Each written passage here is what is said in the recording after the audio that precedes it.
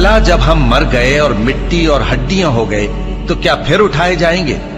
और क्या हमारे बाप दादा भी जो पहले हो गुजरे हैं? कह दो कि हां और तुम लोग जलील होगे। बस वो तो एक जोर की आवाज होगी और ये उसी वक्त देखने लगेंगे और कहेंगे हाय कमबख्ती हमारी, यही जजा का दिन है। कहा जाएगा कि हां वही फैसले का दिन जिसको तुम झूठ समझते थे। फरिश्तों को हुक्म होगा जो लोग जुल्म करते थे उनको और उनके हमजिंसों को और जिनको वो पूजा करते थे सबको जमा कर लो, यानी जिनको अल्लाह के सिवा पूजा करते थे, फिर उनको जहन्नम के रास्ते पर चला दो और उनको ठहराए रखो कि उनसे कुछ पूछना है। तुमको क्या हुआ कि एक दूसरे की मदद नहीं करते? असल बात यह है कि आज ये लोग अपनी गलती तस्लीम कर रहे हैं और वो एक दूसरे की तरफ रुख करके सवाल और जवाब करेंगे। पैरोकार अपने पेशवाओं से कहेंगे कि तुम ही हमारे पास दाईं तरफ से आते थे।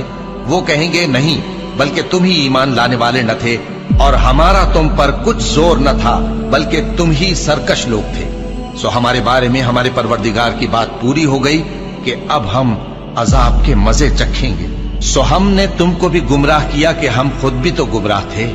बस वो उस रोज अजाब में एक दूसरे के शरीक होंगे। हम गुनाहगारों के साथ ऐसा ही किया करते हैं।